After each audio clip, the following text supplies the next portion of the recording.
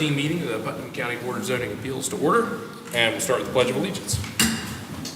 I pledge allegiance to the flag of the United States of America and to the republic for which it stands, one nation, under God, indivisible, with liberty and justice for all.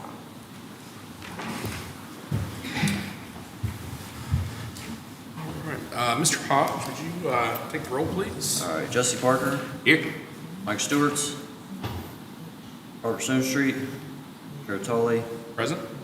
Tony Hodge here, and Richard Bone. Present. We have a quorum. All right, well, we've got minutes from June to approve.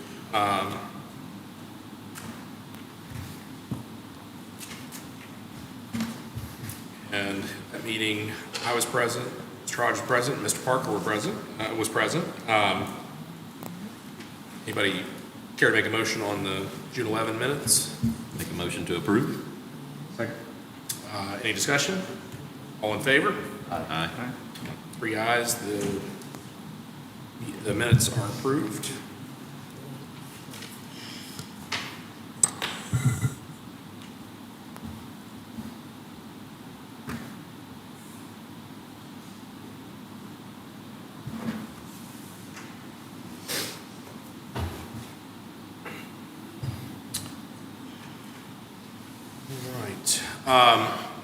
Next agenda item is, before we take up the public hearing, is citizen concerns. Are there any citizen concerns this evening?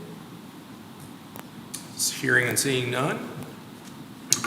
We will move to the issue at hand, which is the TJ Tech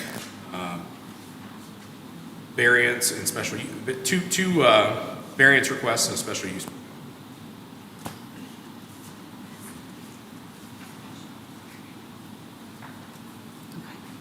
Would you like to make a motion to hear everything under one public hearing? All three requests? Yes, with Mr. Stone Street not here today, we definitely need some help keeping the order correct, so thank you. Would anyone like to make that motion? I couldn't hear what she said. Would anyone like to make a motion to consider all three requests? Variance 2026-02, 2026-04, and special use permit 2026-03 to be considered in one public hearing as opposed to taking separately. Oh, yeah, so moved. Second. All in favor? Aye.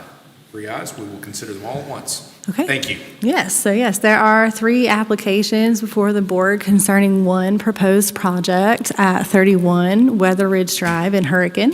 That's tax map 222, parcel 39. James Benoit, on behalf of TJ Tech, is our applicant. The applications are included as attachment A. BZA variance 2026-02 is a request for a variance from the required 20-foot rear setback to allow construction of a storage garage with a rear setback of 5 feet and 7 inches using the existing concrete foundation on site. BZA variance 2026-04 is a request for a variance from the required 10-foot screening area where the commercial development abuts the residential use along the west property line, allowing the screening area to be located within the requested 5 feet and 7 inches rear setback. And the special use permit 2026-03 is a request to allow contractor and building material storage at the property. The property is zoned C1 suburban commercial. Authority is established by West Virginia State Code, Section 8A-8. Definitions of terms used throughout this discussion are established in Article 150 of the zoning ordinance for the zoned unincorporated areas of Putnam County, West Virginia. Article 600 of the zoning ordinance identifies contractor and building supplies as a special permit use in the C1 district and provides development standards for that zoning district.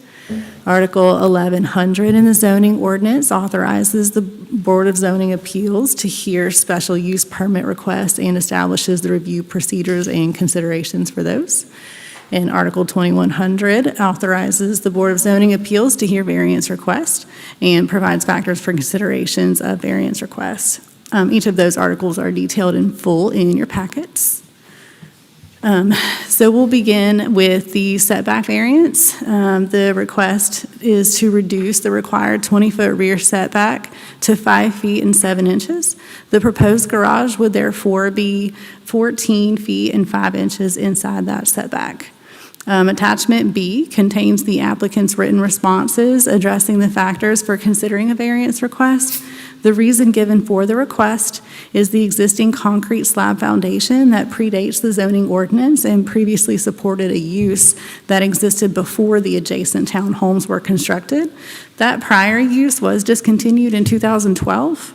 The proposed garage is 12 feet tall and would be approximately 49 feet from the front of the nearest townhouse structure to the west. The Board of Zoning Appeals has not previously considered a variance for a rear setback of less than 20 feet for a commercial use abutting a residential use within the C1 zoning district. Our second variance request is for a screening variance, which concerns the required screening between the proposed commercial use and the 27-unit residential townhouse development to the west. Article 1300.05 requires a 10-foot screening area when a non-residential use in the C1 district abuts a residential district or a residential land use. The applicant is requesting a reduction of that screening area to 5 feet and 7 inches. The applicant has indicated that trees will be used for screening and that no outdoor lighting will be installed. No formal screening plan was submitted with the application. The specific screening method may be reviewed and approved during the development permit process. Attachment C is a current zoning map, which the subject property is outlined. The pink color indicates the subject property and those surrounding it are zoned C1 suburban commercial. It's also a good aerial view of the setup there where the townhouses abut the rear of this property. Attachment D contains the site plan and a rendering of the garage, and attachment E contains photographs of the site. The Board of Zoning Appeals has considered one similar variance request involving reduced screening for a commercial property abutting a residential use in the C1 zoning district. BZA variance 2002-02 was approved, allowing evergreen trees to be planted in a straight line to occupy less than the required 10 feet of screening area. In that case, that was preferable to the neighboring residential property. Our third request is a special permit use application to allow the contractor and building supplies on the subject property. Article 600.04 identifies contractor and building supplies as a special use permit in the C1 district. The applicant proposes to use the storage garage for building materials, contractor supplies, and lawn care equipment associated with the maintenance of rental and real estate properties. The proposed operation is limited to pickup and drop-off of materials between 7:30 a.m. and 4 o'clock p.m. Monday through Friday. There would be no weekend hours, no permanent employees on site, and no customers visiting the site.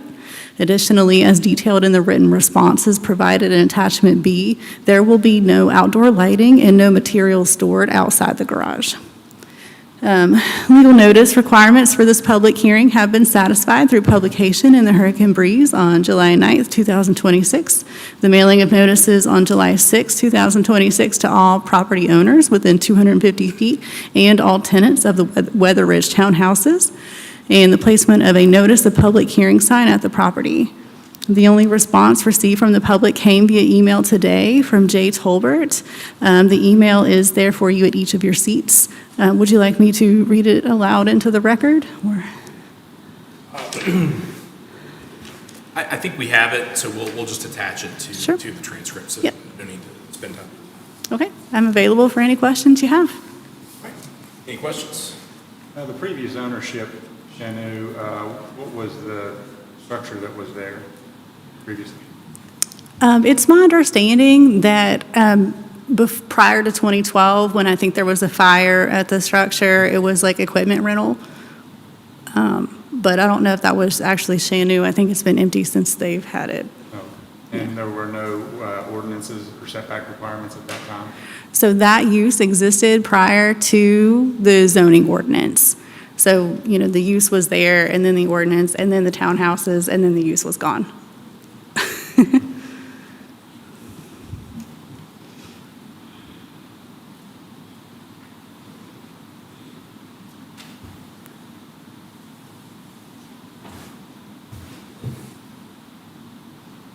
Okay, any other questions?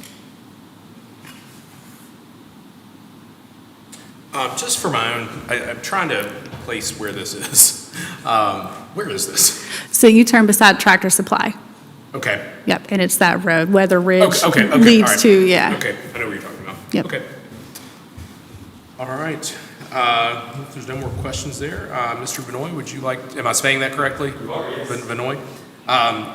If you would, please come forward, be sworn in, then state your name and address. I don't know if the microphone's yet working or not, but if not, we'll ask you to speak loud. Raise your right hand, please. Do you solemnly swear or affirm the testimony you're about to give will be the truth and nothing but the truth? Okay. I don't think that microphone is picking it up, so you can, And my name again is James Benoit, and address is 594 South Springs Road, Irving, West Virginia. So, good evening. Again, my name is James Benoit. I recently purchased the 31 Weather Ridge Drive in Bergen, the lot formerly known as Hayes Valley Road. Mr. Benoit, I apologize for interrupting you. I failed to open the public hearing, so let me do that. So we'll now move to the public hearing portion of the meeting. All comments should be directed to the Board of Zoning Appeals. Please request to be recognized by me as president of the board prior to public comments. Also, prior to making comments, please stand, state your name and address. The board will hear testimony from each applicant and any expert witness or witnesses that they have. Each speaker from the public will be allowed to speak once, and comment time will be limited. The public hearing is held to receive comments and is not a forum for debate. I also failed to ask if there are any conflicts among board members. No. All right. All right, Mr. Benoit, I'm very sorry to have interrupted you. That's a procedural formality, and I skipped it, so I'm sorry. could you give your address again? Yes, 594 Tackett Springs Road. That's in Tackett Bergen, Springs? West Virginia. What is it, Tackett Springs? Tackett Springs Road. Bergen. Bergen? Okay. And if you can keep your voice up like that, I would you sure will. appreciate it, or you can step up closer either? I will, yes. Okay, thank you. Can you, if you'd like, I can give him my mic so Or that he if you can could just, Right here, okay? yeah, if you could just step up. probably stand close to that end, because it's most important that, we all need to hear you, but she needs to hear you more than the rest of us. All right. All right. That lot is formerly known as the Hayes Valley Rentals, which previously did burn down. So I do remember that area. It was not owned by the previous owner, it was ownership before that, and it had burnt down. It cleaned up out of that owner at the time. So when I bought the original structures, concrete pad and footing were still in place in the back left-hand corner of the property. My plan is to put a new storage garage on that exact footprint. I'm consolidating several storage units of building materials into one building for items such as flooring and other remodeling items I save or acquire on rental properties. I have 3 requests for the board tonight. First, a rear setback variance from 20 feet down to 5 foot 7 inches. Second, a screening setback variance from 10 feet down to 5 foot 7 inches. And third, a special use variance since the contractor storage garage does not fall under the existing use category. The reason I feel comfortable requesting these from the board is this lot is already surrounded on all 4 sides by finished development. Townhomes on 2 sides, office space on another, and tractor supply across from the road. These variances don't crowd any neighbor or stand in the way of any future development. These are my 3 requests, and I'm happy to answer any questions. Any questions, Mr. Benoit? So the reason I do bring this up to you all is, of course, because of the existing foundation and pad on the property. After looking at the lot after we purchased and everything, we believe that the pad and existing foundation will be laid best where they are on the property itself. The reason I am hoping to not have to move the building over 15 feet to the left to be able to do so is I feel like it'd be a waste to have to put out a perfectly good pad, perfectly good foundation, just to do that building over a little bit. I know that asking for requesting for a setback variance is a large deal, of course, but I'm hoping you all see the reason we want to do this, the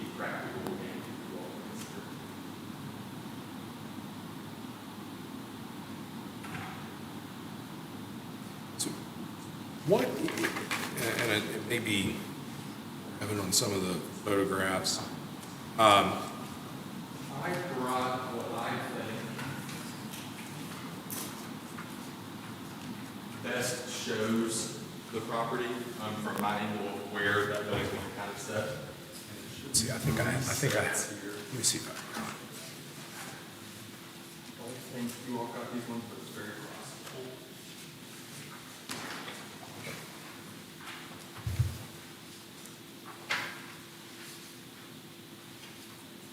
So, you can hear me here.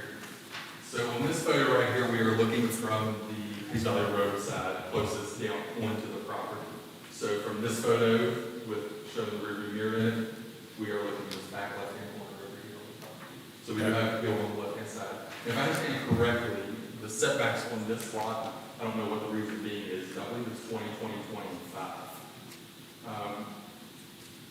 After some communication with David, a email that came over and a picture that he sent to me made me believe that was the case for this. Again, I don't know how that would work or why it would be like that, but I do believe that's how it is.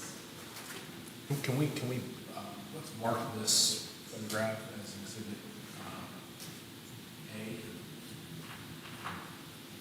The second photo I set in front of you all that does not have my rearview mirror in it, we are now past the property, looking up to the lot I'm wanting to set it on.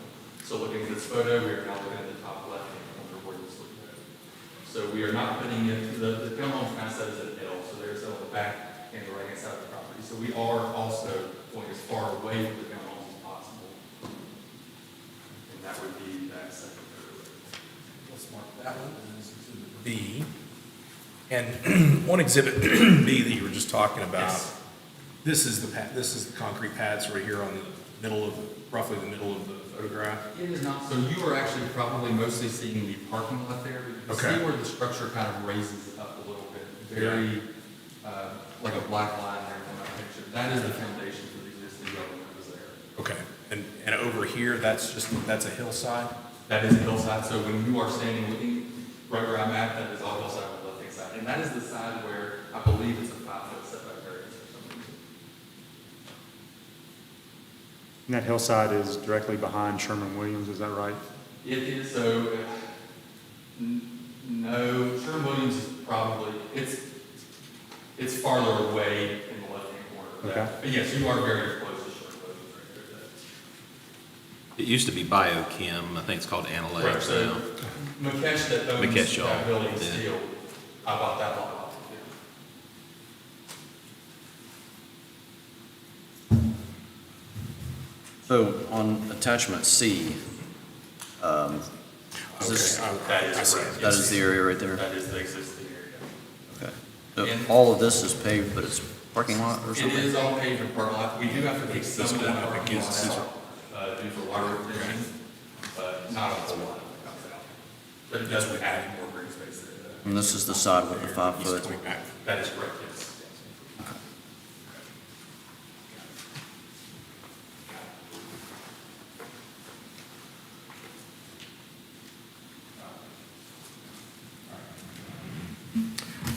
Any other questions for Mr. Benoit? Mr. Benoit, in our packet, as attachment B to that packet, are your responses to the criteria that we have to consider both for the special use permit and the zoning amendment. Do you adopt those statements in attachment B? And I'm happy to show you a copy if you like as your testimony today. If you can see it. Yes, this is something I'm very aware of, and this is something that's there. So yes. Okay. All right, thank you. Any other questions? No, sir. Thank you. Thank you. All right, is there anyone from the public who wishes to speak? All right.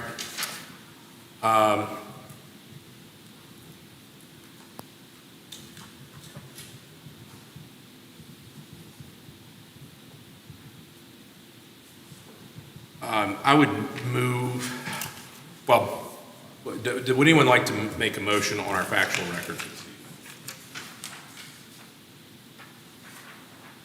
I'll make a motion that we adopt the staff report and the testimony by the applicant, in our packet, factual record.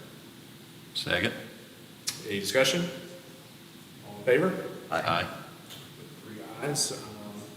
That will be our factual record for this evening. And I believe your motion included, but just so we're clear for the record, also included the email from Mr. Tolbert. Yes, from I today. included that with our packet. I thought it was, but I just want to make clear on the record. Could I ask staff a question? Yeah. The Mr. Tolbert, He's a Where does he resident live, at the or- townhouses. Oh, He in the lives, townhouses? yeah, he lives in the one directly facing Okay. the property. okay, gotcha. Thank you. So all were notified, I'm sure. Yes, yes, notices were sent to all the residents as well as the actual landowners.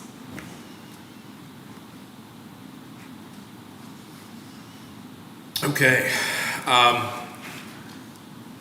So I guess, we're having one hearing, but I think we probably should discuss each one sequentially.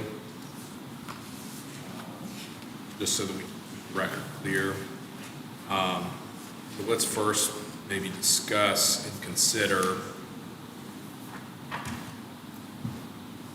well, let's think about how we want to do this. Do we want to discuss and consider each one sequentially and then vote on all three at the end, or would members prefer to discuss and consider each one, the first one, vote on it, and then move to the second?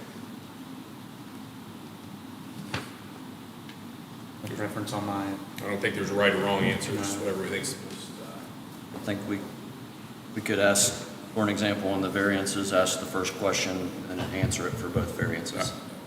That's a good way to do it. All right, so,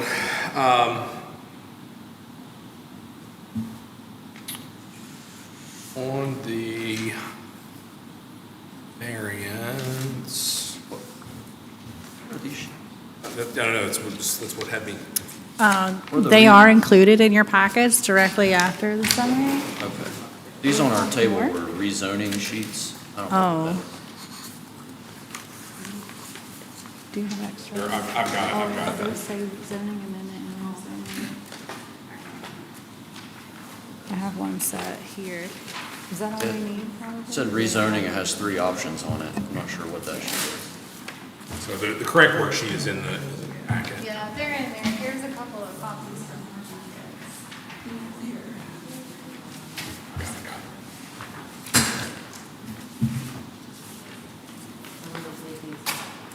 I don't think. All right. Can I ask one more question? Yeah, please do. I have one more question before we move on. Can someone, anybody explain to me which side of the property, north, south, east, or west, requires the screening? It would be the west property and likely the north too, because the commercial use abuts the residential on both of those sides. The west and north? Yes, our variance request is relative to this west side where we're abutting, where we're also reducing the setback. Okay, Yep. thank you for that. Yep.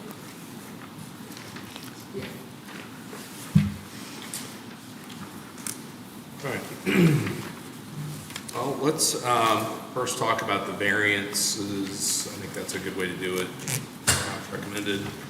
The criteria that we consider for variance are, there are four criteria. One is that the variance will not adversely affect public health, safety, or welfare, or the rights of adjacent property owners or residents. The variance arises from special conditions or attributes which pertain to the property for which a variance is sought, and which were not created by the person seeking the variance. 3, the variance would eliminate an unnecessary hardship and permit a reasonable use of the land. And finally, the variance will allow the intent of the zoning ordinance to be observed and substantial justice done. So we have two requests. One is for a 5'7" setback. I'm sorry, 5'7" setback on the west of the project property, rather than a 20-foot setback. The second is seeking a variance for the required 10-foot screening area, to permit a screening area of 5 feet, 7 inches for the construction of storage garage site. So any discussion on those on the first criteria with respect to those two zoning variance requests? As far as the setback variance, I'm kind of reading off the applicant's reasoning that he gave here. He says that the proposed building will not create any safety concerns or negatively affect neighboring properties, and the garage will be professionally built and well maintained, compatible with the area. I would agree with that statement. Yes. Yeah. The renderings in our packet, part of our factual record, also looked to be, to indicate what would be well done and professionally maintained storage.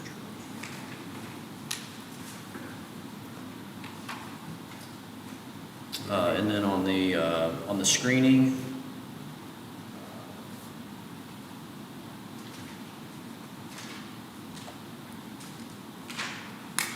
I don't see any reason why we can't.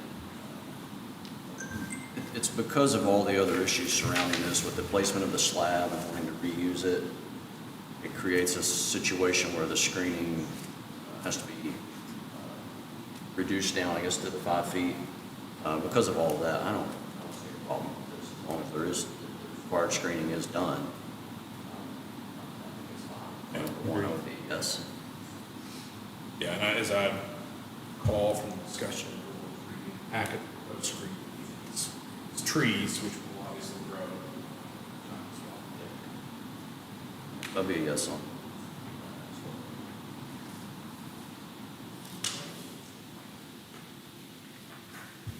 Variance will eliminate unnecessary hardship and allow reasonable use of the property. Mr. Roy noted that without the variance, the existing foundation and slab on the property could not reasonably be used for the new garage / shop building. Reusing these existing improvements avoids unnecessary site disturbance, reduces construction impact, and allows practical use of the property while still keeping the project safe and appropriate in the area.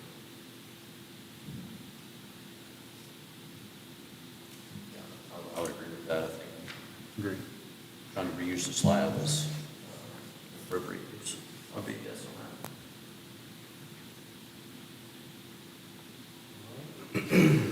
that. That, are you a yes on that, or are people a yes on that? Are members of the board a yes on that as to both variance requests? Yes. Yes on that. All right, the variance will still follow the intent of the zoning ordinance and allow fair use of the property. Mr. Boyd noted that the request is limited in scope and will not change the character of the area. Approving the request will allow fair use, reasonable use of the property while still respecting the zoning ordinance. I would affirm that. Yes on that. Yes. And for both.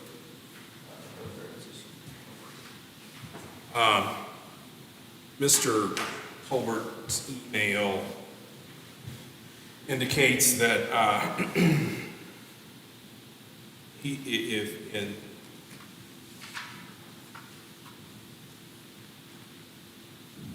requesting some stipulations, which included in the light and that sort of thing, which I understand we don't want outside lighting proposed here. His requests are construction of a 7-foot tall solid material fence, rather than the current chain link fence. I don't know that I don't know that we have the ability to require more screening or different screening than what the zoning ordinance requires. What is the minimum? Or is it 6 foot? Yeah, if you go a fence, it's 6 foot tall is the minimum. You do have the ability to approve if you so choose with conditions or certain requirements if you feel that it would mitigate an adverse impact.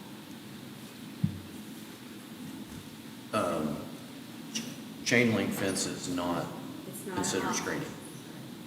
The screening options are 5-foot evergreens at placement, to create an opaque visual, 4-foot hedge, which I don't understand that, but it's an option. A 6-foot tall vinyl fence, because there's little to no maintenance on that, or a combination of a 6-foot privacy fence, which could be wood, and some additional plantings. So those are all the options. I think with the proximity of the structure, this is a reasonable request from Mr. Holbert. The 7-foot be provided. If available, it sounds like it is. Not to rock the boat, but I disagree. Yeah. I mean, it's all zoned commercial property, right? Even the townhomes? Yes, it's zone C1, suburban Okay, so they knew what commercial. they were getting into. Hmm? That the homeowners or the individuals that purchased the townhomes, I assume they knew that that was commercial property that they moved into, and it was commercial property abutting them. So why should we force Mr. Benoit to do something additional there? Just because they're using it as residential, to me, it's irrelevant. The develop, It's zone C1, correct? yes, the development standards for Article 600 are designed So it's to, commercial abutting commercial, just this commercial just happens to be residential use. right, residential use is permitted in the C1. Correct. In Article 600, the development standards for that are to be sure that the commercial uses are compatible with the abutting residential uses. So to me, the question is the proposed evergreen screening, Mr. Point stated that he's going to implement adequate in this instance? It appears that Mr. Colbert's concerned that the current chain link fence is not adequate. It's not Correct. yet. Correct. But I think that the options are compliance with screening requirements, whatever those would be, whether it's evergreen trees, whether it's a vinyl privacy fence, but could choose between those under the ordinance, and certainly could do that even without this various set.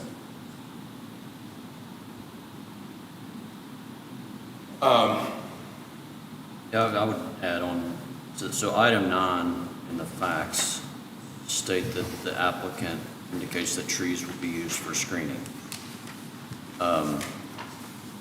And so whatever those trees are, we don't enforce the ordinance. Whoever enforces the ordinance would ensure that the applicant puts in the required trees.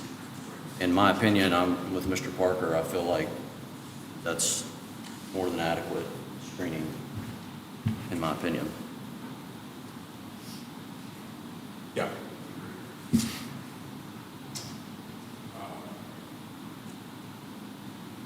The second, let me just maybe just go through these. Mr. Colbert's also asked that vehicles and powered equipment not idle for more than 3 minutes. Noise limit of 60 decibels from 8 to 5 and 50 decibels from 5 to 8. No external lights, et cetera. I think, take that list backwards, I don't think there's supposed to be any exterior lighting. It's a non-issue. The time limitations here are, I think 7:30.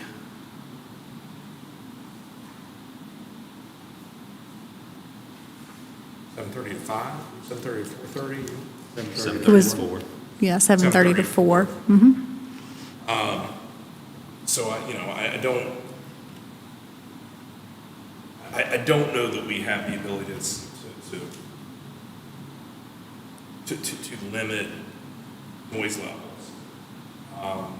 I certainly don't think we have the ability to limit the amount of time that a motor vehicle or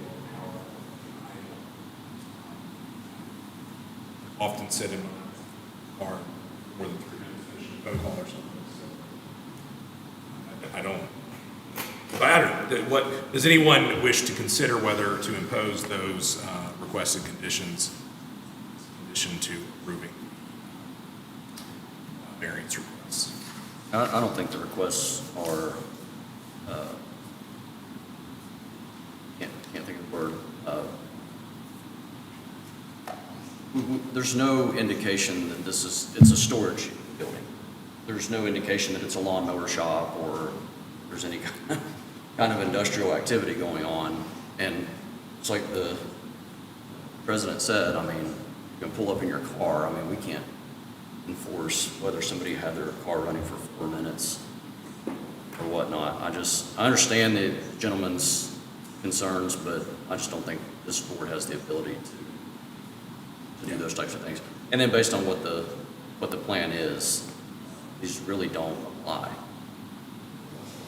Yeah.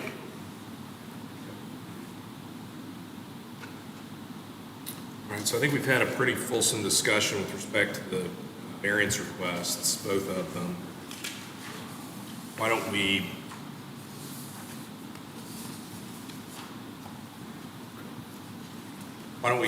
next have a discussion on the special use permit? That is to allow contractor and building supply storage at the location. Maybe I'll just read each one and then everyone can discuss whatever they want to discuss. And I think it's worth noting that one of the limitations placed on this by the applicant is that all materials will be stored inside. I think the discussion may be very different. The proposal was to store outside. But with that, let's jump into the criteria. The use will not discourage the development or impair the value of the surrounding and adjacent land use districts. Agree. Agree. I think right now it's just a slab of concrete. So putting a new building on there, improving it, may actually do the land values better. The second criteria is the concentration and volume of vehicles in connection with the use will not be more dangerous or hazardous than the usual traffic of the use district.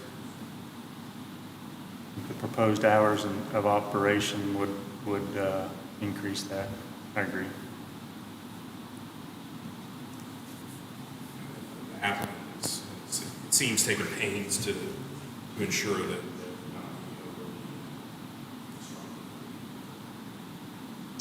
the proposed use will not produce negative impact on the abutting or surrounding properties, zoning uses, given the characteristics, size, location, intensity, and nature of the proposed use and structure.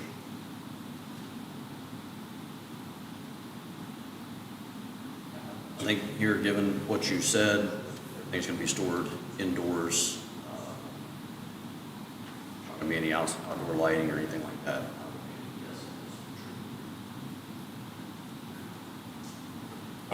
The location, extent, arrangement, and intensity of the proposed use is to be such that its operation will not be objectionable to adjacent and surrounding uses by reason of noise, smoke, dust, odors, fumes, vibrations, glare.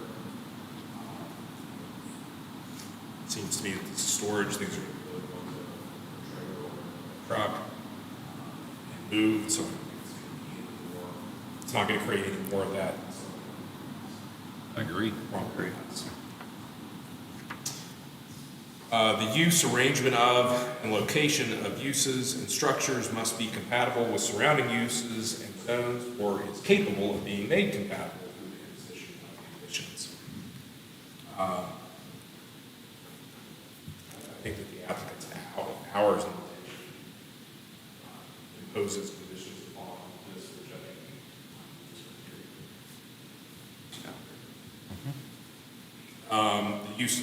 the use and structures, I like the way that's worded. Use and structures is not detrimental to the health, safety, and welfare of the locality. comments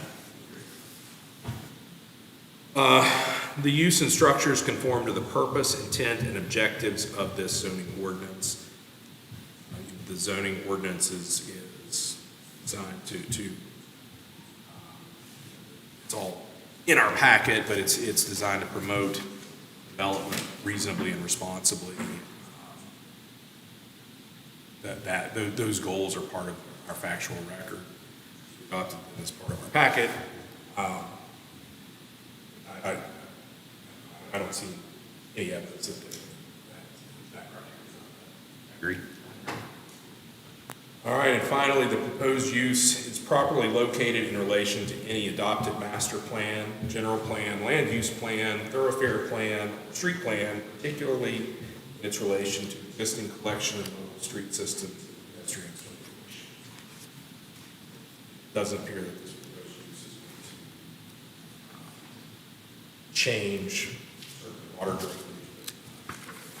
Should not create an unreasonable traffic violation. Agreed. All right, now considered and discussed the factual record that support consideration of these three requests. I would move that discussion be adopted as our findings of fact for consideration this evening. So moved. Second? All in favor? Aye. Approved. Anyone like to make a motion on the, maybe this part we do, saying that? Dude, I'm And Jesse, I can hear him smiling. a toddler at heart. Why don't, on this one, why don't we take each one up separately, just so that the record is more clear as a motion.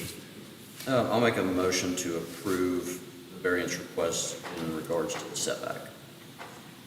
That's 2026-02. Yes. Second? Any discussion? All in favor? Aye. With 3 ayes, that variance is approved, 2026-02. Next, I'll make a motion to approve the screening variance 2026-04. Second. Any discussion? Oh, All in favor? Aye. With 3 ayes, that is also approved. And I'll make a motion to approve the special permit 2026-03. Second? Any discussion? All in favor? Aye. 3 ayes, that is passed. Move for permission to note that variance 2026-02 was approved on the proposed order and executed. To note that variance 2026-04 was approved and to execute the order. And special use permit 2026-03 was approved and then I signed. I'll make the motion. Second? Any discussion? All in favor? Aye. Guys, I will make those notations.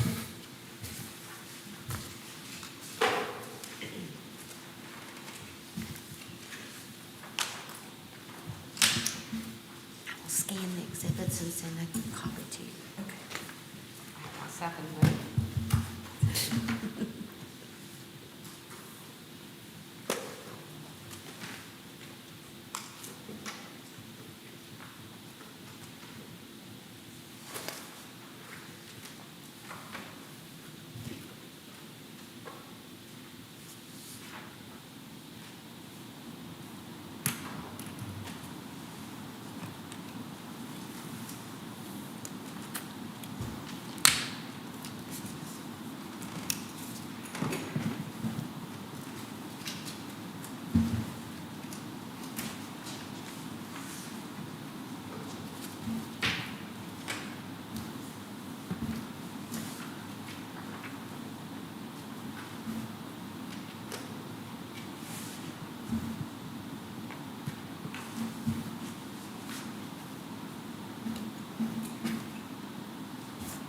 All right, it's a lot more writing than usual, but those are all.